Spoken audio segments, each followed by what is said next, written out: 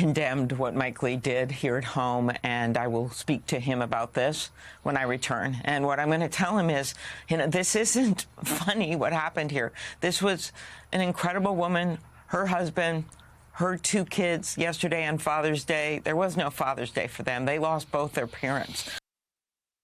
That was Minnesota Democratic Senator Amy Klobuchar blasting Utah Republican Senator Mike Lee for his social media post after the murder of a Minnesota Democratic lawmaker and her husband last Saturday.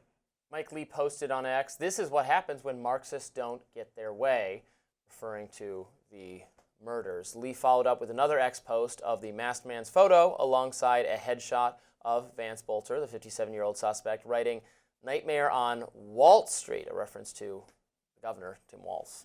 Lee's official government X account, however, struck a much more serious tone. He tweeted on June 15th, quote, "These hateful attacks have no place in Utah, Minnesota, or anywhere in America. Please join me in condemning this senseless violence and praying for the victims and their families."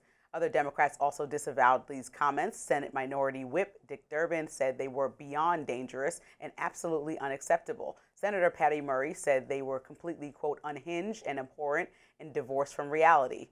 Donald Trump Jr. joined News Nation yesterday to discuss the Minnesota shooting and rhetoric in politics. Take a look. Everyone talks about Minnesota, but they don't talk about the guy seems to be a leftist. It's a Minnesota politician, or guy who was appointed by the Democrat governor, vice presidential candidate for the Democrat Party, Tim Walz. The guy that committed those atrocities this weekend is a Democrat that worked for Tim Walz, that had the flyers about the No Kings thing in there. Now, I'm not sure about that, by the way, from what I've seen. I think he voted for your dad and things like that, from what I've seen. I'll believe that when I see it. The suspect in the Minnesota shooting currently faces federal murder charges that could allow for the death penalty. Prosecutors say he tried to attack two other officials and had a list with around 70 potential targets. The targets did include political figures and Planned Parenthood centers. Don Jr. needs to update his information. I think he was doing that on purpose to try to find a way to kind of blame this on a party, which I think is the wrong way to go for both parties, to try to figure out which party is most aligned with a criminal and a killer, right? That is not good. So I think that is something that should be corrected. But also with Mike Lee, the grandstanding is insane.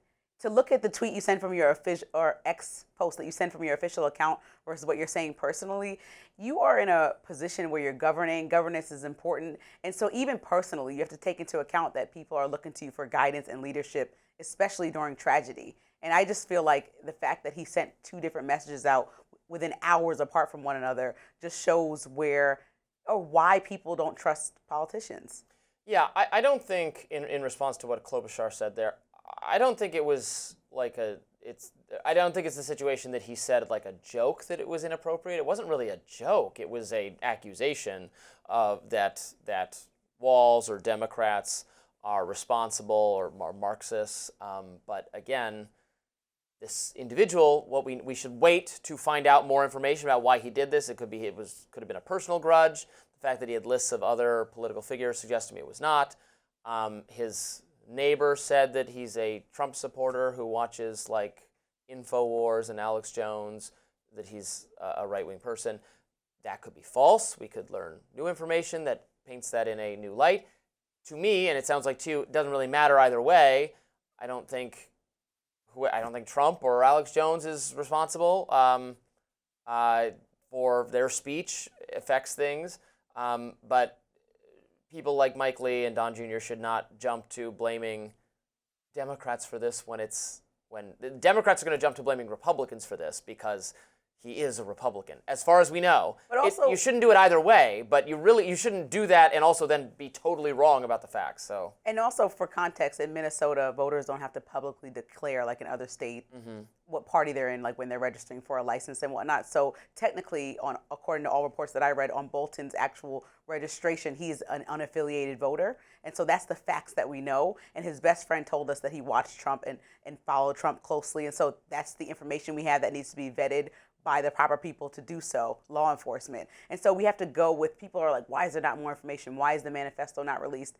Sometimes these things happen quickly. Sometimes they take a long time. Maybe there's a lot of convoluted information within the manifesto that he had in his car. But I think that that's also important. But the rush to try to blame someone for violence, to me, whether it's in Boulder, Colorado, or whether it's here, is wildly inappropriate because we're always forgetting that there's families that are suffering from these losses. And the way that we use social media to just kind of make blanket statements and blame somebody is not helpful when you know there are actually people that are grieving because of this violence, political or not. It's all wrong. But when you attach it to a philosophy that doesn't necessarily have to do with the leader, has to do with the overall thinking that you're right and they're wrong and solve it with violence, that should be just condemned across the board and not trying to point to who ignited that thought in their head.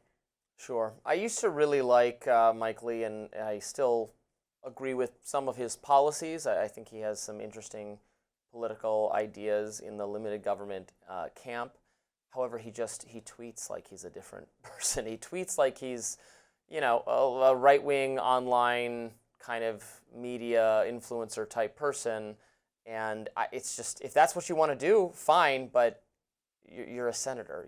You could behave like a senator. I wish more people in our Congress, in both parties, took their jobs more seriously. I wish I had some pearls to clutch. What? You don't like when leaders like the president tweet and say things recklessly online? You want them to behave like real leaders? I want them to do their jobs, which is consider legislation.